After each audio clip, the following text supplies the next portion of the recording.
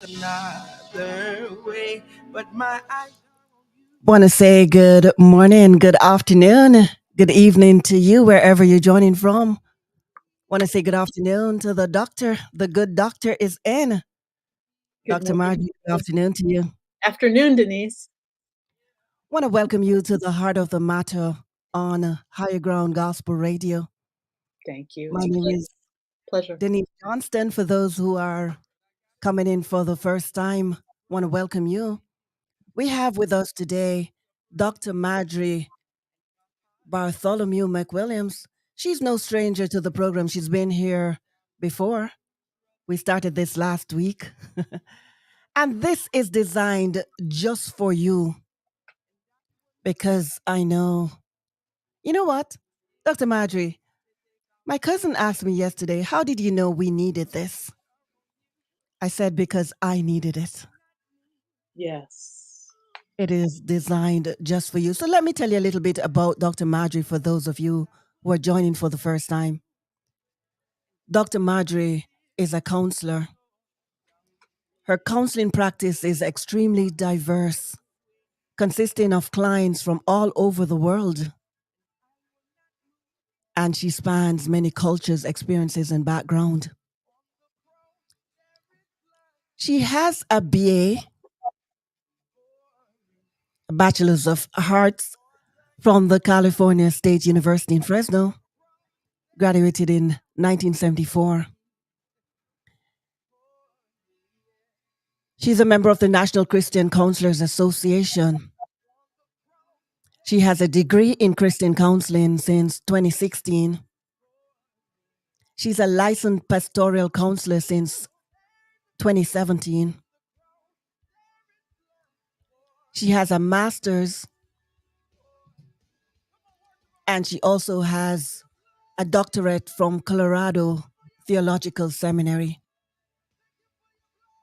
Is there anything else you want to tell the listeners about you, Dr. Marjorie? She's married to one husband and she has two children. Is there anything else you want to tell the listeners about you, or does that cover everything? That covers everything except the fact that I love Jesus.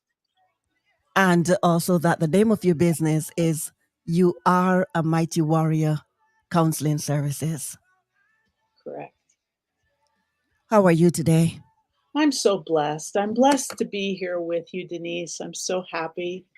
You're asking why do this show?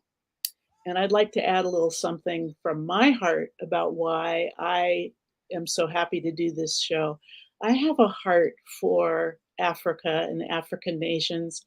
I have been a couple of times to Africa, and my clients from Africa uh, have expressed to me how difficult it is to get mental health services in those countries. From my experience with you, being from Jamaica, and from my clients who are from Haiti, my clients in the Caribbean, I have found that it's the case there as well. Mental health is either very expensive or really terrible, not very. Is that okay to say not very good about my colleagues and what's happening? The services aren't good. Shall we say that? Well, I cannot say that the services in Jamaica aren't good because we have really good professionals there. Hmm. It can be expensive, Yes. and we don't take advantage of it. Yes, That's the thing. and with my experience, I should be specific. In Zambia, I found that there just weren't many practicing therapists there. Wasn't available, and what my battle cry is at this point is that with the internet, the services are everywhere to take advantage of. If you have internet connection, you can get linked up with a therapist. Many of my colleagues counsel for free, and it's available. And so that's what's exciting to me about being a part of this broadcast is that um, I can help people to realize that they too can get some mental health services regardless of where they are located. Right. Right. So, is there anything that you want to share with us today? I know something from your heart, something regarding mental health that we can look at, and then we can accept the callers who Sure. are wanting to Yes. hear your There's tips and advice. two things on my mind today. Both of these things have come up repeatedly last week and already this week. The topic of not being able to forgive and the topic of being offended. I have a book that I have been reading again. It's called The Bait of Satan by John Bevere. A very dear friend of mine gave it to me quite a while ago, and I don't know how many times I've read it. And just about this whole topic of offense. Offense is something that will manifest in your life when you've taken offense. There's fruit that goes with offense. It's negative fruit. And the fruit of offense is hurt, it's anger, jealousy, resentment, strife, particularly bitterness, hatred, and envy. And the consequences of picking up an offense are a life full of insults and attacks and trying to protect the self, wounding, feelings that you've been wounded, division, separation, broken relationships, and betrayal. And it's very interesting that that Greek word for offend originally referred to the part of the trap where the bait is attached. So the word offense signifies that someone is laying a trap in your way. So offense is the tool that Satan uses to bring people into captivity. I've had this come up again and again, like I said in the last week and a half, of people who've been greatly offended by something and their life has turned into a festering bitterness and they're needing help learning how to forgive. And I'm hoping that sometime, Denise, here we can dwell on that whole process of forgiveness and what that means as far as mental health healing and in my mental health practice, what happens when you are able to release and forgive.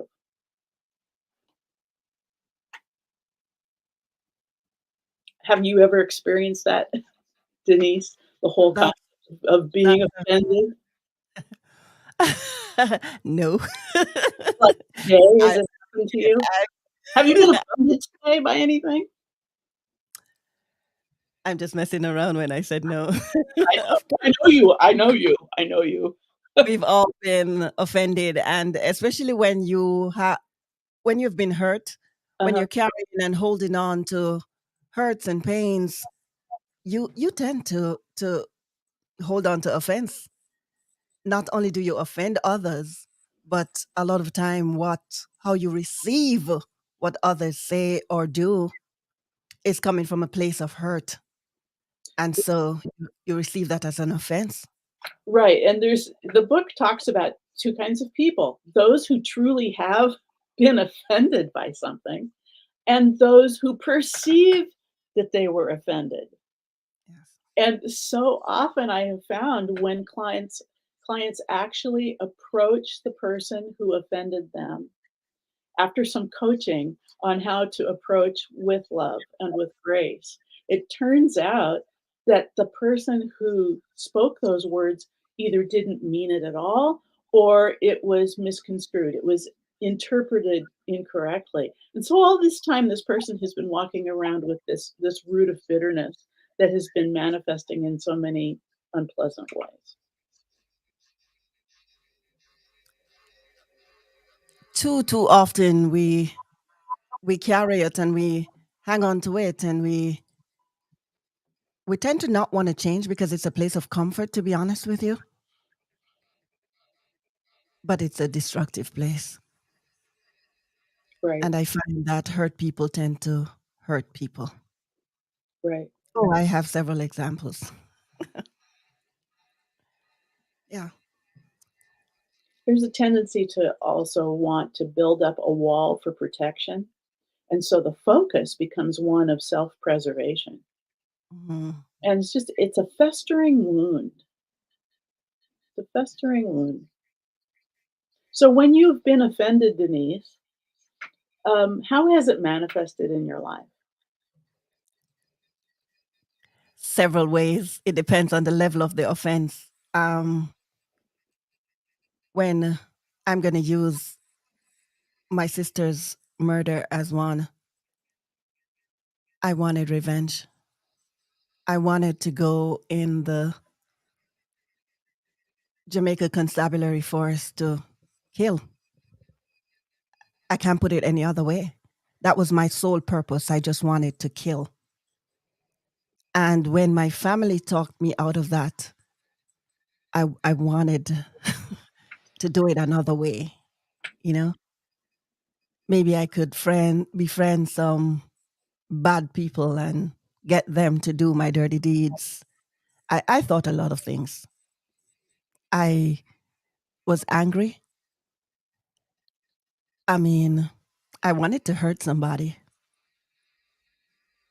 So the least thing that you would do, I wasn't quick to forgive. I would want to hurt you because I wanted revenge. Then there's the softer side of it. And I call it the softer side because this is a perceived revenge now, perceived offense, sorry.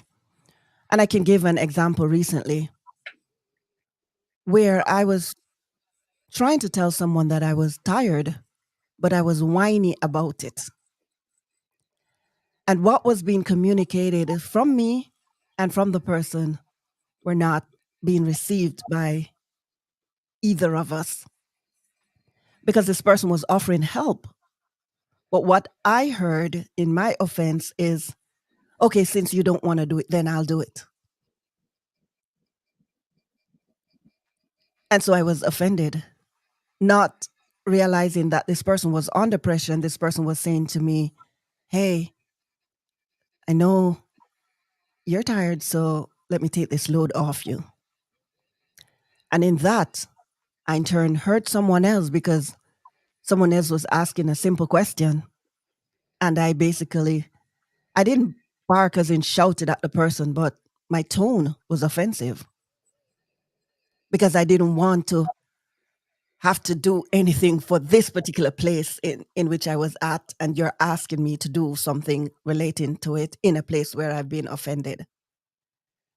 But then I thank God for the power of the Holy Spirit that held up the mirror in front of me and showed me where I offended the person and the root of it. And that helped. There's a really neat quote from this book. It says, trials in this life will expose what's in your heart, whether the offense is toward God or others. Tests either make you bitter toward God and your peers or stronger. If you pass the test, your roots will shoot down deeper, stabilizing you and your future. If you fail, you become offended, which can lead to defilement with bitterness. When my clients come to me and they have a root of bitterness because of an offense, I like to ask them, is there any truth in this? Is there any truth in what they said to you? Sometimes there is no truth, in which case I say, then dismiss it. But if there is truth in the offensive comment or act or whatever was done to you, if there's some truth, then it's very important to look at that and, okay, make some changes, rearrange some things, take it to heart, fix some stuff. It's an opportunity to fix some stuff. And then the next part of this that I like to teach my clients is to say, what does this tell me about them? The person who offended you. If there's no truth in this, what does this tell you about them. A lot of times it can reveal that the person's jealous, the person has a bitter root of resentment about you or something. It switches it around so that the emphasis is not so much on you, but it becomes an emphasis on the person who offended you. What does this tell you about them? How does that sit with you, Denise?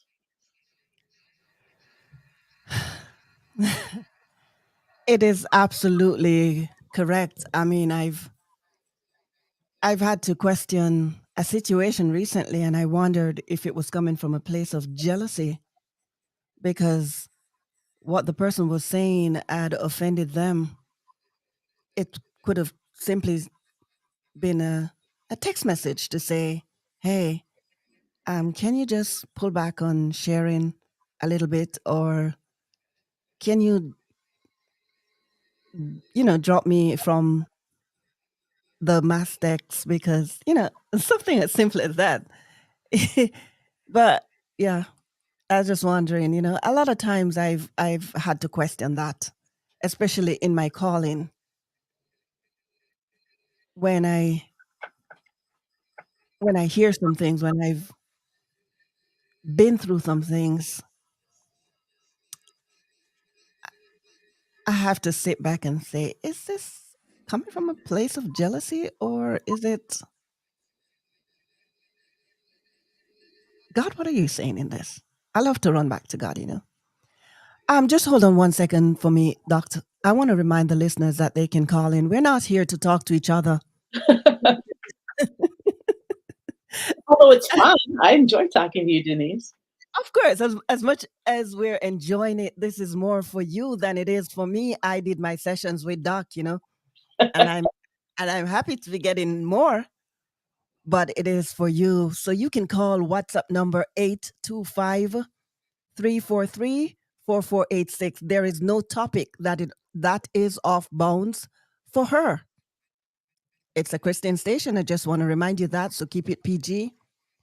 But you can call 825-343-4486. You're dealing with grief, you're dealing with hurt, you're dealing with a heartbreak, um, you're dealing with offense. Whatever it is that you're dealing with, you're struggling with your children, the doc is here to help you to work through your situation. 825-343-4486. Go ahead and start making your calls. She's here for a limited time. So, Doc, we were saying, Yes, you know, I love that quote that trials in this life will expose what's in your heart, whether the offense is toward God or others. So often, I think as humans, we run away from pain. We run away from hardship. We run away from the hard topics or questions. So when we're offended, we just we know that we enjoy running it around in our heads and replaying it. We enjoy feeling the anger, but we don't enjoy looking deeper and finding out what is this exposing in my life. This offense is exposing something in my life. Insecurity, unresolved issues from my past. It's an opportunity.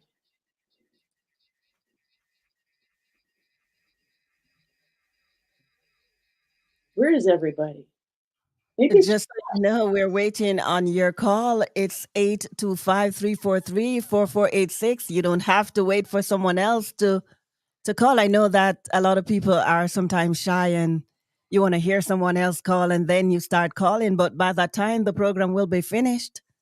The number is 825-343-4486. Go ahead and make that call. if people don't call, I'll just keep talking to Denise and asking her about her life. I think they're enjoying our conversation. That's the thing about it. Oh, too much? Why don't To listen. let's just go quiet for 10 minutes. No, we can't. I'm afraid we can't do that. Oh, But I can remind them of the number for those who don't have WhatsApp. The number is 825 343 4486. That's 825 343 4486. But one of these shows, Denise, I really would like to get into the topic of forgiveness and how to do that because we don't do it very well. So there's a call coming in. Can you hold one moment, please? Thank you for calling the heart of the matter. Dr. Marjorie's in. How may we help you? Yeah. Well, thank you. On the topic of taking offense, I so appreciate that being brought up, and it's so funny. Well, funny, God, funny. Um, just yesterday, I was texting with a friend, and I playfully texting, and then the third or fourth text that came, what was said didn't sound playful anymore. That whatever I had said before was not attractive. That's what the person said, and I could just feel that gut punch. And like you said, Denise, I wanted to fire back, something, but I'm learning to take a few breaths.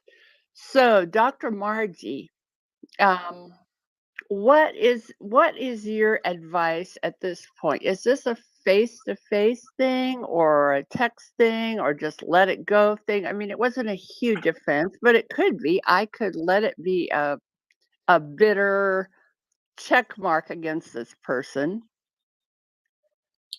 What may I ask you what you had just texted to her that caused that reaction? Um, it's very silly.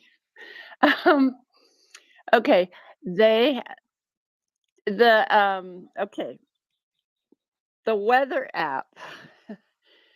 I saw this person in the morning and dear friend, and I said, "Oh, it's humid out because there's going to be a thunderstorm this afternoon."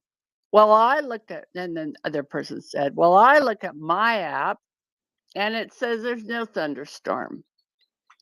I said, "Well, mine says there is, so we'll just see." And I thought we were kind of playing. Well, then in the afternoon, when there was a thunderstorm, I text back, "Now whose app is right?" And it and the other person said, "You always have to be right, don't you?" And I thought we were still playing. And then I said, I don't know what I said. I think I said, "Of course." And then they texted back, "That is not attractive." And I'll take your answer off air. I'll just listen to you on the radio. Okay. All right, thank you for calling. Thank you. Thank you Um, so very much. God bless you. there's so many things to say. The first thing is it sounded to me like the caller had this text banter going. There was a period of time that passed, and then another texting session happened. You have no idea what happened to that person between the first texting session and the second. Um, and that's always a factor when it comes to offense. You don't know what's happened in this segment of time or even in the person's past history. You don't know what's happened to cause them to snap at you like that. And so she says, "You always have to be right." So you, with the hurt heart caller, is there any truth in that? I wish you were still on the line because I'd like to ask you that. Is there any truth in that? Do you always have to be right? If there is some truth in that and you're experiencing a sting of, "Oh my gosh, that is true," what an opportunity you have now to take it to the Father and say, "Who else have I done this to? And how can we correct this so that I don't come off as a smarty pants know it all?" If there isn't any truth in that, if you really are someone who is fairly humble and you were just playing, then you're able to dismiss it. And it's between you and the Lord, really, as to whether you need to approach her and say, "I'm so sorry if I offended you or if I stepped over a line. Um, uh, can we move forward from here, or is there more that needs to be said in person about this?" I like that question because so many times I've offended persons with my texting, and it's not intended, but again, it's how it's perceived. Right. I remember I lost someone, not that I was very close to her or, you know, an associate, but it was during the Olympics time when we're all on a high. You know the Jamaican fever during Olympics, right? Oh, absolutely. So there was a young man who he did not stand at attention during the national anthem. He had won a gold medal, and everyone was on his case, and they were calling him names and stuff like that. And the person posted about it and said it was disrespectful that he didn't stand. And I said, everybody has been at this guy. Give him a break. She didn't take it kindly. I mean, she started digging into my past. You're an ambassador for the country because you're a festival queen, so you should know better. And that's not something that he should have gotten a pass on. And I'm not asking you to give him a pass because he didn't stand. I'm just saying because everybody else has been on him, you know, and it ended a friendship. And to be honest with you, I'm okay with that because if it was that shallow and petty that could have caused the end of a friendship, then I'm good with that. But it went out of proportion, and no amount of private messaging to say, hey, you could send me a message about this. It went from because you think you're educated, because you have a master's degree, or because you have a degree, and it went where it should not have. And I was like, okay, just glad to get out of this friendship because this is indicating something else. I didn't get a chance to apologize for the way the text was received by her. I was attacked. And So, I what understand. does that do about her? Pardon me? What does that tell you about her? Shallow. That's the only word I could find. Shallow. Because if it is that, she eventually said she wasn't aware of what was going on. Because I said, when you are afraid with what's in the news, then I'll get back to you. And that caused more offense because at that point she was saying, it was after that she said she didn't know what was in the newspaper because she's not reading and stuff like that. So I said, when you are afraid with what's going on, then I'll get back to you. And that's when my education and my whole life came into play Yes. on Now, social media. here's another point. This is all really about communication, isn't it? And how we communicate with each other. It is. Something that I have had to learn in my old age, and I try to teach my clients, is approach. When you said to her, Denise, you go back and read the news, and then I'll talk to you. You're putting yourself in a place of superiority. I know the news. You, silly person, don't know the news. And the natural response is for that person to get angry and defensive and lash out at you. I had a superb example of this about how communication goes awry. I was playing tennis last week, and uh, it was with a group, and we had permits to use the courts. And about 8 young men showed up with a soccer ball, and they were going to start playing soccer on one of the empty courts. And my friend said, "Are you going to talk to them or should I?" And I said, "I've had a day. I'm not going to deal with it." He goes, "Well, I'm going to deal with it." So he goes over there and he goes, "Hold on, you guys. This is for tennis only. We have permits for these 4 courts. You guys are not allowed to be on this court." And these young men said, "Who are you?" He says, "I'm with the tennis club." And they said, "We have a right to be here. We pay our taxes." And I saw this thing escalating, and he backed down and he came over. He says, "Well, I did what I was going to do." So I said, "I'm going to give it 20 minutes and then I'm going to go take care of this." So 20 minutes passed. The guys were waiting with their soccer ball. I got the permit and I went over and I said, "Excuse me, guys. I apologize for my rude friend. We have a permit." I showed him a permit, "and we'll be using these courts until 8:30. After that time, you're welcome to play, but we have them reserved." And the guy said, "Can we play here until then?" And they said, "Well, this person over here is giving a lesson, so it'd be best if you just waited a while until he was done." And they went, "Fine, that's fine." So I went back over to start playing tennis, and my friend who'd been so rude said, "So was I a jerk?" And I said, "Pretty much." But this was such a great example for him. He says, "I've been accused of not having a good approach." And I said, "That's exactly right. I deal with this every day. It's about communication." And the way he approached those young men, they immediately took offense and they immediately wanted to protect themselves. And it was just this escalation of emotions and anger. I gave it time to simmer down, and then I went over with my expert counseling skills, and I just said, "I'm sorry that happened. Here's the situation. Can you wait until 8:30?" And they responded to it beautifully. It may be my white hair. It may be the fact that I'm an old lady. I don't know, but it's approach.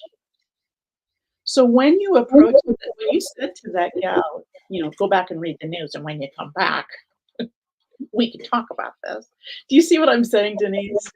I do know that you put it that way. I really do, but I was already offended because a lot was had been said, so I Right. can see how it had escalated. Just want to remind the listeners that they can call 825-343-4486. For those persons who are texting my phone with responses, I'm going to ask you to call and share your response. I'm getting some Are text people now. offended?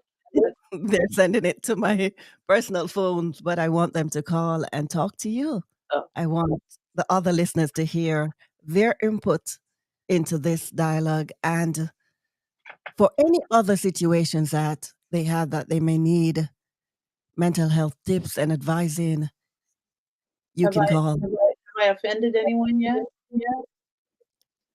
I really don't think so. I'm not getting those.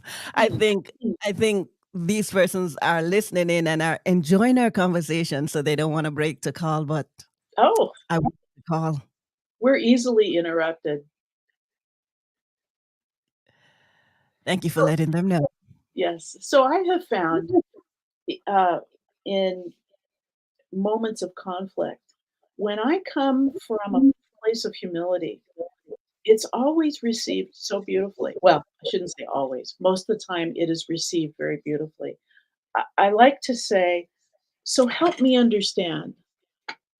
I'm not understanding what you're saying. So help me to understand because I don't I don't see what you are saying." Do you see what I'm saying, Denise? You come from a place of humility rather than saying, "If you hadn't done that, if you hadn't spoken to me that way, I wouldn't have dropped the plate and had the dinner go all over the table." It's you, it's your attitude. If you can come at the person from a place of my feelings have really been hurt, and I wanna understand what you're saying.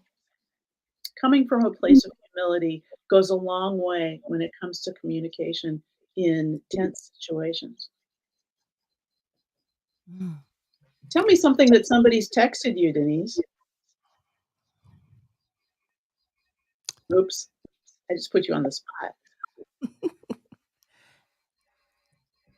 That has caused me offense?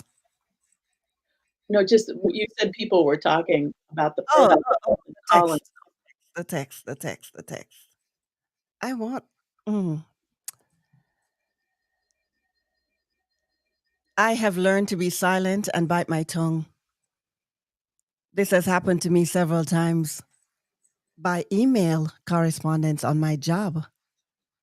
A response that I had on one occasion was, "Thank you for bringing that to my attention." When I when I got home, I bawled my eyes out and prayed for the peace of God. I was not at fault with my email. They just did not like my response to the matter that was at hand. I'm going to ask this person to call. This is a lot that we would love to explore. I know you're at work and it might be difficult, but come on, give us a few minutes of your time. 825-343-4486 is the number to call.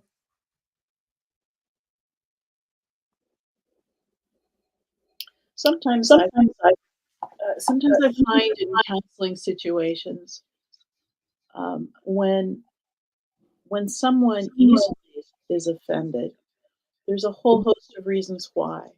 Either they had been beat up as a child verbally by a parent, and that was never allowed. There was never communication allowed so that there could be dialogue. Um, so sometimes when there's a criticism that's given like that, you just jump right back into this old pattern of behavior when you were a child where that's how my dad used to talk to me, or that's how my mother used to scold me. And then all of these demons from the past come rolling out, and it really doesn't have anything to do with the boss, it's the authority figure. I have an example of that. A friend once came here and I felt like she was bossing me around. I'd offered to do, the favors of transporting her to where she's going and back and accommodating her.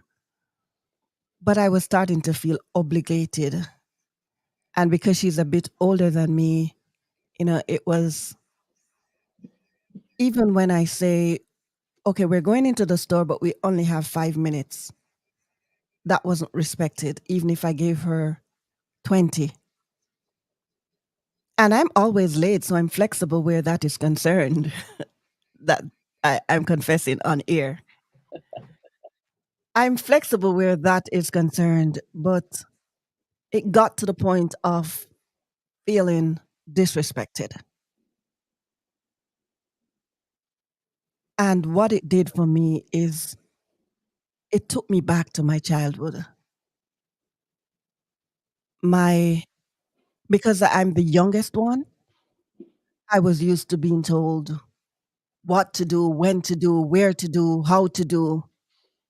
I never liked it then, and I still don't like it now. So when she was doing that to me, it brought back trauma then.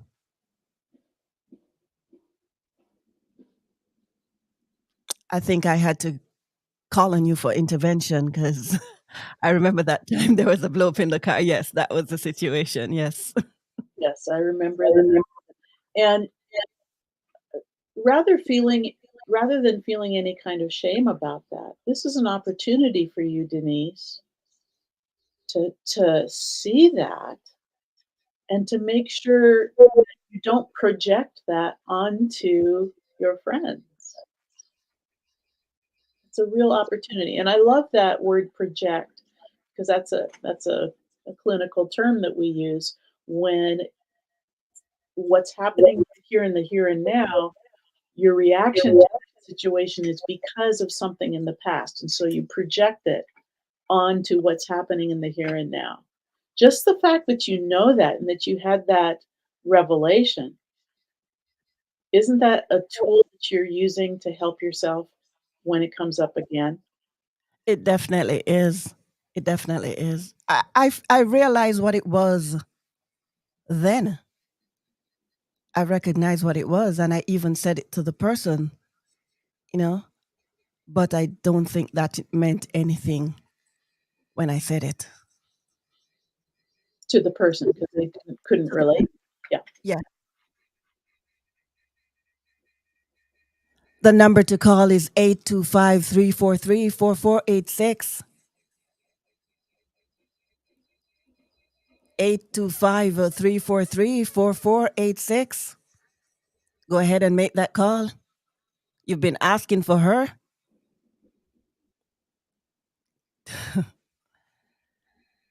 825-343-4486. It's the WhatsApp number. Go ahead and call Dr. Marjorie. The doctor is in to help you.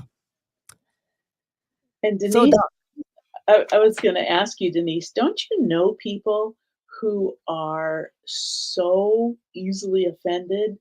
You know that whatever you do, it's not gonna be taken the correct way, and they're gonna make it an issue.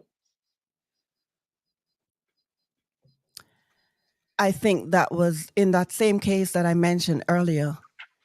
It's the same thing with her because of her past, because of the offense that she has or the traumas that she has endured.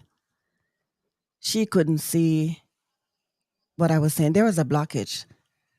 So no matter what, there was an offense.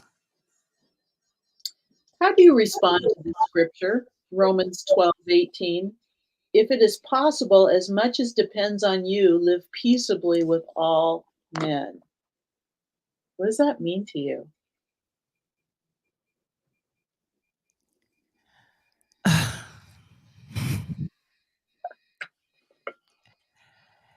For me, a lot of times it makes me hold back from some of the things that I really want to do. The people I want to strangle, the revenge I want to take, the way I want to answer some people, you know, it makes me hold back and go in prayer instead. I've fought some battles, but I've held back from a lot more. And that scripture does that for me. And part of that is the example that I saw my mom lived because she never had a quarrel with anyone. And even when the offense came against my family, she never spoke revenge. It would have been an easy thing to do because she had reason to. Right. Yeah. So She I have the opposite situation. I did not have that modeled in my family, so I didn't see like you did a beautiful example of how you do that. Had to learn how to do that. like I said, she even talked me out of wanting to go into the police force to take that revenge. She knew my heart. I didn't have to say it. Yeah. But isn't it beautiful the things that we never had? Just learning them along the journey and allowing them to mature us and change our hearts along the way. Because there's so much that I didn't have that I've learned and I am still learning that is providing the healing that I need Yeah. and the maturity. Denise, did you have good mentors along the way?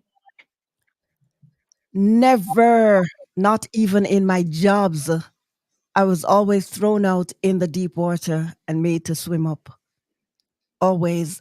And I'm always told I saw something in you that you could do. Let me know that you could do this. I guess it's the survivor in me. Never. You're amazing. God is amazing. God is amazing. That is absolutely true.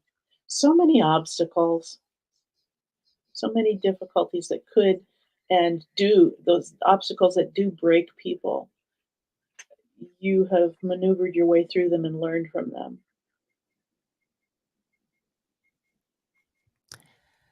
The thing about growing up the way I did, my mother caused us to look up.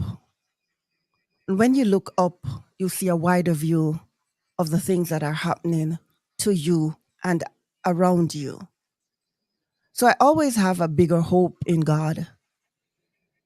I always had faith that things could be different, regardless of what it is now, regardless of the offense, the situation, the trauma that I'm in. I knew that things could be and would be different. And she instilled that in us, Mm, you know? There were part of the looking up is also looking out. So I'm always looking out at persons who I saw living differently. There's one young lady that I call my peer group influence. She's a broadcaster as well, but we grew up together. My Her mom was my mother's employer, and I don't want to say I tracked her journey, but at every step of my journey, I've seen a pattern in hers that I could emulate. So while not having a mentor, someone as a guide to say I can sit and talk to, and that person can show me the steps, I've always tried to find persons that something in them would resonate with me. And Jamaica is good at there are persons in Jamaica because it's such a small country. You get to meet a lot of people.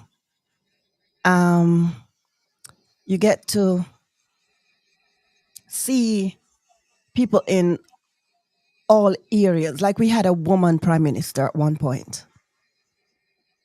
And if that's not something to emulate for a child, a female child growing up, to see a woman looking like you coming from the grassroots of Jamaica being a prime minister, then I don't know what is. So Jamaica is good at providing that kind of a exemplary mentorship, for want of a better word. For example, we have a Usain Bolt, a Bob Marley. There's always that one person who is rising that yes, lets you know that you can too. Yeah. So that's my story. beautiful. So topics that I'd like to talk about as the weeks go by: forgiveness, how to do that. I'd love to talk about grace and how terrible we are at extending grace to others, extending grace to ourselves. What does that mean anyway? Another thing I would love to talk about is who we are in Christ Jesus. These are some big issues, and I know that people throw those words around a lot. Forgiveness. You just got to forgive. Oh, you just got to extend them grace. You just need to know who you are in Christ Jesus. But what do those three things really mean? I'd love to pull them apart and see how they apply to our own mental health. How to extend grace to ourselves when we've made a mistake or when we have offended. How do we do that? Does that sound good? Very good. I would love for us to dive deeper into that because I've often said to persons that being a 14-year-old child going through trauma, I didn't get counseling and no one showed me what forgiveness, I mean, except for my family who did not speak, or my mother who didn't speak revenge. I did not know what forgiveness is. I was just told, oh, you need to forgive. But what does that look like? Right. What would that look like for me?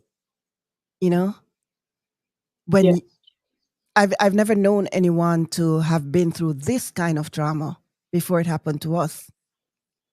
So, who could I look to know what this kind of forgiveness is? This is not just saying, okay, you hit me and it hurt, but all right, when the hurt wear off, I'm talking about two children playing because that's what you used to. I'm not talking about abuse now. You hit me and it hurt, and tomorrow we're friends again.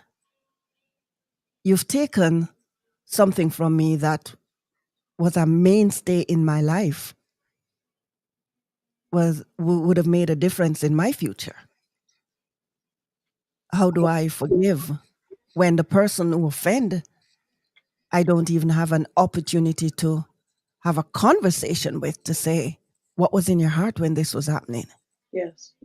you I know? found that most of the time when you are going through the process of forgiving, you actually do not include the person who offended you. Now I know. Yes, Did not know what it looked like then. right. It's not necessary to go to the offender and ask them to be a part of this because of the trauma of it and the monstrous nature of it often. So I'm finding that that's something that people don't realize is you don't need to include that offender in the process of forgiving. Um, there was something else I was going to say. Oh, I know. The old phrase, everybody's heard it, you need to forgive and forget. That's just horrible. That is just terrible. That is terrible advice because often you must never forget what happened. Forgive, yes, but never forget what happened. For instance, if you were sexually abused as a child by Uncle Billy, and here you are now an adult and you have children, don't forget what happened and have your children be babysat by Uncle Billy. Hmm. Hmm. Forgive, yes, but there are so many important things about forgetting that we need to not forget. I don't know if that's making any sense. It does. Makes a lot of sense. Yeah. We throw these phrases around and they're ridiculous. We have to stop ourselves from saying that. Yes, forgiving is really important. It's releasing that person from the prison of yourself, of the prison of your mind that you've been holding them captive within your heart and it's polluting you. And forgiving is a process of releasing them from the prison that's infecting you. How do you do that? We can go into that in the weeks to come. In the weeks to come, we will definitely be exploring a lot more topics. And I thank you, Dr. Marjorie, for coming on today to share with us with the heart of the matter. It is about that time to wrap things up. And I just want to ask you, is there any final words that you want to leave with us today? If it's even only to encourage the listeners to call to let them know that you don't bite, they Not can too talk to you. hard. I don't bite too hard. Um, yes, I would encourage you if you have been offended, and I know you have somewhere along the line. What does that tell you about you? Is there any truth in what happened? It could be years and years ago. What that person said or did, is there any truth in this that you need to examine? So pick that apart for yourself. The rest of it, just dismiss it. If there's no truth in it, let it go. Bless that person. Pray for that person. Pray a blessing on that person. I want to thank you, Dr. Madge. I want to encourage the listeners to call. I know that a lot of us in Jamaica have endured the trauma of grief. She's here to talk to you. She's here to help you to work through your grief, to provide counseling, the counseling that you need to work towards your healing. Dr. Marjorie, I thank you for coming on today. I thank you for sharing with us and for just taking the time to bless us with your wisdom. God bless you. Thank you. It's my privilege, Denise. Alrighty. Have a blessed day. Want to invite the listeners on on YouTube and on Facebook to join us on hggradio.ca.